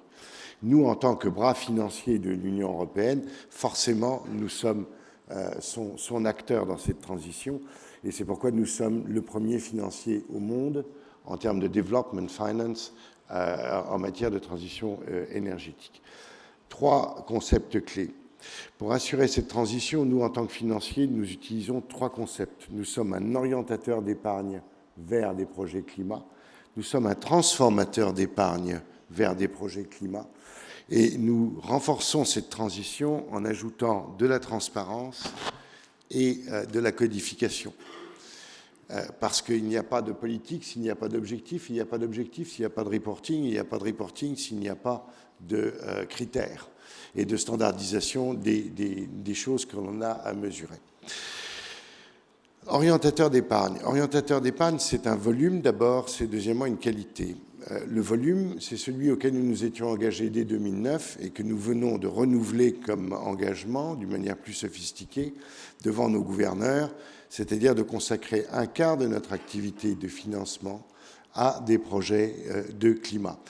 Je m'arrête un instant sur cette notion de quart. Il ne s'agit pas de dire que c'est le quart du volume de la valeur des projets que nous avons financés. C'est le quart des financements que nous avons apportés au climat sur l'ensemble de nos financements. Donc, lorsque nous faisons un prêt de, mettons, 500 millions à un projet ferroviaire, nous allons regarder quelle est la part climat dans la définition totale de ce projet et dans ce que nous avons financé dans ce projet pour définir qu'ici, nous avons un projet qui a 14, 15, 25, 35, 50% de climat. Et j'en reviens à ma première remarque.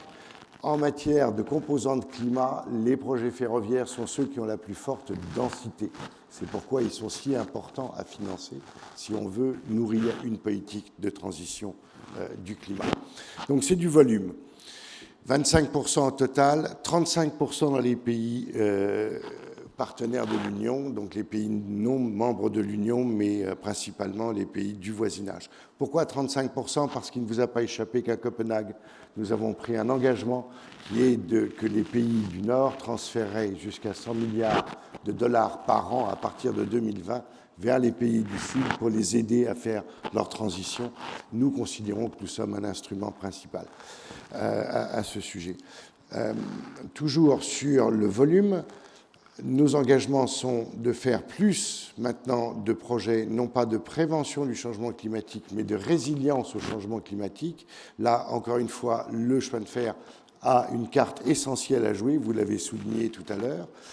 Et deuxièmement, nous cherchons bien sûr à avoir le plus grand effet de levier, non pas en volume d'apport de financement, mais en volume de financement tiers que nous catalysons autour de notre présence.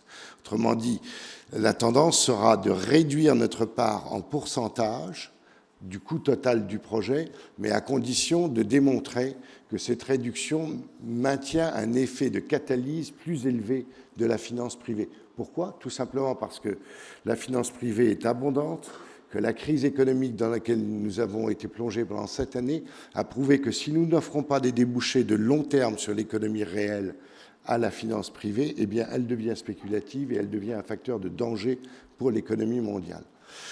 Deuxième, toujours sur ce volume, quels sont les grands axes? Le premier axe, évidemment, c'est la production d'énergie non carbonée. Et nous y avons consacré 37 milliards d'euros au cours des 5 dernières années. La seconde, c'est l'utilisation rationnelle de l'énergie. Et là, c'est là que nous retrouvons les 37 milliards de projets ferroviaires.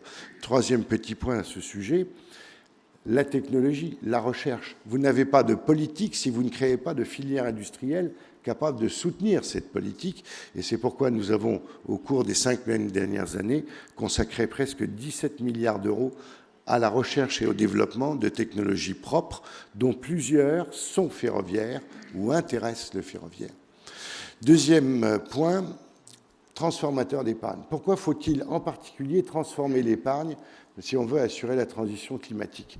Parce que la transition climatique culmine 3 types de risques. 1, elle met en œuvre des technologies qui sont changeantes. Et comme ces technologies sont changeantes, les business models sont eux-mêmes changeants. Et par conséquent, il faut assurer un portage, assurer une stabilisation pour l'investisseur du risque représenté par les technologies. Le deuxième point, c'est que nous sommes dans des domaines où les technologies ne donnent pas toujours des résultats financiers, mais donnent des économies par rapport à la situation antérieure. Or, un banquier, ce qui l'intéresse, c'est financer un projet qui génère de l'argent, pas un projet qui génère des économies. Et donc, il faut faire rentrer toute une matrice d'évaluation des projets qui est de nature à faire rentrer et à valoriser les externalités positives et non pas seulement les rendements financiers de l'investissement. Ça, c'est le deuxième point. Donc, vous voyez qu'on a affaire à un modèle. Et puis, enfin, le troisième risque, c'est le risque pays. Si on veut assurer la transition climatique dans des pays non développés ou moins développés que l'Europe, eh bien, forcément, la question du risque pays se pose et ce risque-là doit être porté.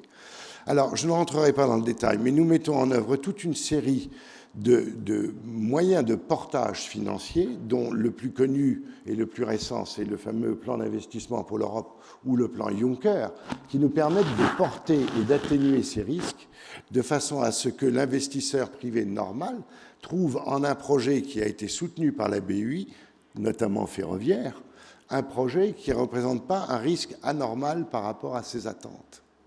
Et ça, c'est un point important, encore une fois, pour maintenir le flux financier vers des projets de transition énergétique et en particulier des projets ferroviaires, là où il y a un risque de commercialisation de l'infrastructure ou du train que l'on met en place. Voilà, mesdames et messieurs, ce que je voulais vous dire à propos du financement de la transition climat. Merci.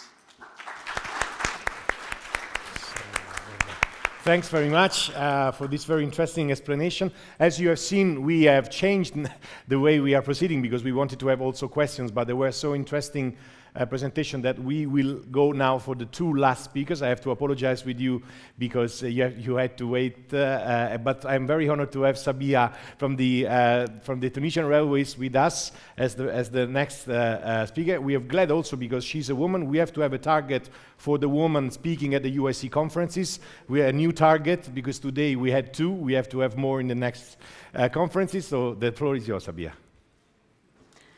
Mesdames, Messieurs, bonsoir. Voilà. Je suis très honorée de me retrouver parmi vous pour participer à cette manifestation internationale et remercier à cette occasion l'UIC pour avoir organisé la campagne mondiale TrainToParis et nous permettre, juste avant la tenue à Paris le 30 novembre de la conférence des Nations Unies sur le changement climatique COP21, d'adresser à cette conférence un message sur le rôle essentiel du transport ferroviaire durable dans le développement des solutions qui permettent de contribuer à l'atténuation des changements climatiques et de réitérer l'engagement des responsables du secteur ferroviaire dans l'amélioration des performances du secteur pour lutter contre les changements climatiques. Je suis ici pour représenter la Société du chemin de fer en Tunisie, pays connu par sa petite géographie, mais surtout par sa grande histoire. Il convient de signaler que la Tunisie a signé la Convention cadre des Nations Unies sur les changements climatiques à Rio de Janeiro et ratifié le protocole de Kyoto. Ainsi, la Tunisie a mis en place depuis de nombreuses années une politique environnementale nationale qui a pour objectif de veiller, à travers des organes de contrôle et de suivi, au respect de l'environnement par la rationalisation au mieux de l'exploitation des ressources naturelles, la conservation des écosystèmes, afin de permettre à tous les citoyens, où qu'ils soient, de jouir d'une vie de qualité. Certes, les activités de transport constituent un facteur essentiel de développement économique et social indéniable. Cependant, elles demeurent responsables d'importantes nuisances en raison de leurs conséquences sur l'environnement. Compte tenu des atouts performants du rail, notamment sa capacité de drainer de forts volumes de trafic de passagers comme de fret, tout en offrant des hautes performances, un haut niveau de sécurité, de meilleures conditions favorables à l'utilisation d'énergie propre et donc respectueuse de l'environnement, ces atouts confèrent au rail, dans une orientation de développement durable, un rôle majeur pour l'essor du mode de transport écologiquement viable. À ce titre, la Tunisie, en tant que pays engagé sur la voie de développement durable, vise actuellement, à travers un programme de relance économique, le soutien du transport ferroviaire pour retenir comme un choix stratégique, que ce soit pour le transport urbain, interrégional, de voyageurs ou de fret. En effet, le réseau ferré tunisien, long de 2165 km, construit en quasi-totalité au début du siècle dernier, n'a pas connu de développement notable. Les seules actions faites ont concerné le renouvellement de voies pour le maintien d'un niveau d'exploitation acceptable, la construction de 200 km de lignes nouvelles et l'électrification de 80 km de voies uniquement. Cette stagnation a profité à un développement relativement important du réseau routier et autoroutier. Aujourd'hui, des défis majeurs doivent être affrontés pour développer le réseau ferré en Tunisie. C'est ainsi qu'une enveloppe de près de 50% du budget du ministère des Transports sera consacrée au développement du secteur ferroviaire dans le cadre du plan de développement 2016-2020 afin de réaliser ou entamer plusieurs projets, dont notamment en matière de transport urbain, je cite l'équipement de la ville, de la capitale et de ses alentours par un réseau ferré rapide désigné RFR, dont 18 km sont en cours de réalisation sur un total de 85 km. La création d'un tramway dans la ville de Sfax. Une étude sera faite pour définir les priorités pour poursuivre ce projet sur d'autres grandes villes. L'extension des lignes du métro de Tunis.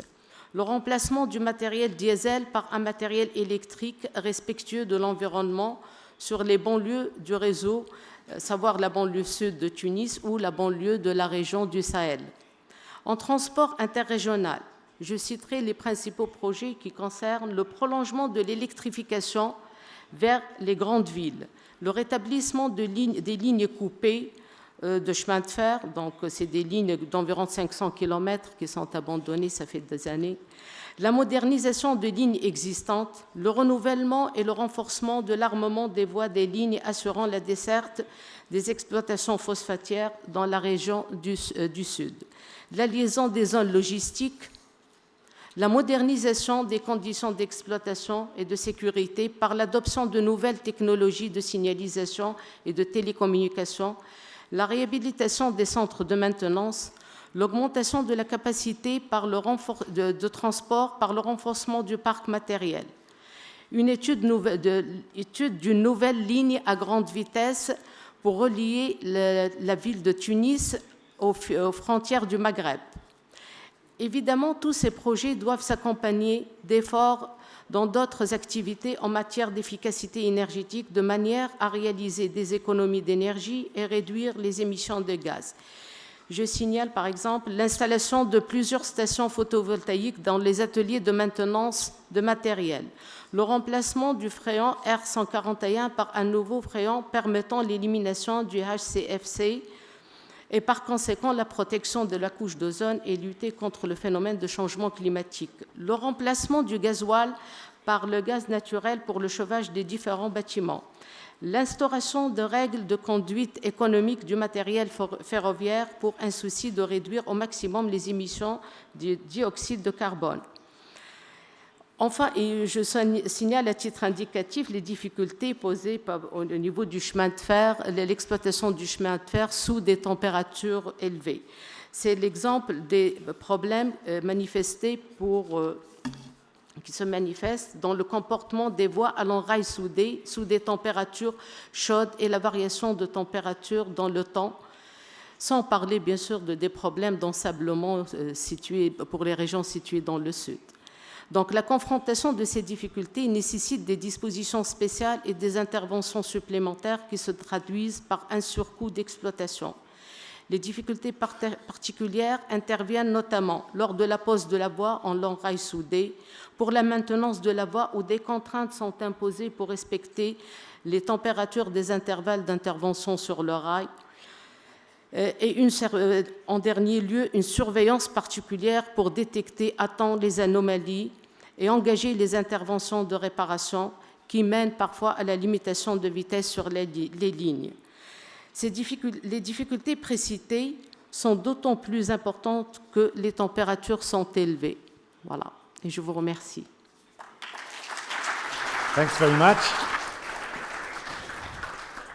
Thank you very much. So last but not least, we have now, UNIFE speaking. You're speaking on behalf of UNIFE. Please, the floor is yours. I say last but not least because we know that UNIFE is supporting the UIC targets and commitment. Everybody spoke about technology and new investment, and you are working a lot for having this made it real. So you are the last speech, but one of the most important. Thank you. Good evening, ladies and gentlemen. I do realize that I'm your last obstacle before the dinner, so I'll be short. I was wondering why, as you said, UNIFE was the last one to talk, but after having listened to all the speakers, I do realize that actually we all agree all together that the modal shift is necessary in order to achieve our commitments in terms of transport CO2 reduction. We also all agree to say that this modal shift will not come as only a policy, will not be imposed upon the passengers and the citizens from policymakers, but will also have to come from a better attractiveness of rail transportation. And this better attractiveness is a combination of a more environmentally friendly mode of transportation, railway being even more environmentally friendly than it was in the past, and also passenger attractiveness, and the mode of transportation which attracts more and more passengers. All that has been said by the previous speakers, and we all agree on that. Now I realize that most of the objectives which have been set to achieve this environmental friendliness, such as weight reduction for our product, for our trains, such as better traction systems, which have been said by Andy, such as better traffic management systems, better signaling systems as well. Also recyclability, it has been said also recyclability. All these elements actually lies a lot on the rail manufacturers. So of course, as UNIFE, representing 50% of the rail manufacturers in the world, actually I'm more a listener to all your wishes, and we want to embrace these wishes and embrace these commitments, both in terms of environmental friendliness, as well as in terms of attractiveness. When we speak about passengers, We speak about seamless transportation, which means high quality, so that they do not experience any problems during their journey. Safety, of course, but also connectivity. And again, all these new features for all our passengers are mostly coming from innovation, coming from the rail manufacturers. So if I had only one message to give you tonight, is that, of course, rail manufacturers will be, if we could say, the first beneficiary from any modal shift toward rail, of course. But we are not here to take that on board, but we are here to tell you that we are fully conscious of our responsibility. We are fully conscious of the need to work together as manufacturers with the UIC in the European Forum, and we mentioned previously Shift to Rail as being an extremely important innovation initiative in order to achieve all these goals. So we are very much aware about our responsibility vis-à-vis all the railway world in order to achieve all the targets, all the ambitious targets that have been set by all of you. So thank you very much for giving us these challenges. Thanks a lot. Thanks very much. Thank you very much. So now we came to the end of this trip today. I'm sorry that there is no time for questions from the room. I wanted to ask questions and to have a debate, but I know that we are all longing for the cocktail reception. But before going there, I would like to ask Jean-Pierre to have the final conclusion. So I've seen you hearing them all. I've seen you thinking about projects and ideas. So how can we conclude the day? Thank you very much. And before we can actually continue our discussions in the reception, coming just after this, thank you very much to our panelists. And for those who know me, I will have a few closing words, which are both pragmatic and philosophic. Pragmatic with a few figures, philosophic with a few quotes. I'll start with one figure that I will repeat 4 times, 2 billion. In the 20 years to come, the world population will increase by 2 billion. In the 20 years to come, 2 billion people will become urbanized. In the 20 years to come, we have to understand that there is still 2 billion people on Earth which have no accessibility whatsoever to any mode of transportation. And unfortunately, 2 billion people live with less than $1 a day. The world economy has grown. It has probably tripled in the past 20 years. And this world economy is 50% produced by 400 cities, which produce 70% of the world CO2 emissions. So obviously, we have to rethink our mobility. We have to rethink our mobility with cleaner, more sustainable, and more collective intra-city mobility, and also more capacity, more services, and better connected inter-city mobility. One of the key to sustainable development will be the management of the interfaces between intra and intercity mobility. Now 2 quotes. One quote is coming from Montesquieu, famous French philosopher, and I borrow that from my friend Jean Daniel, who said once that to be successful in life, you have to think big, to dream far, and to act quick.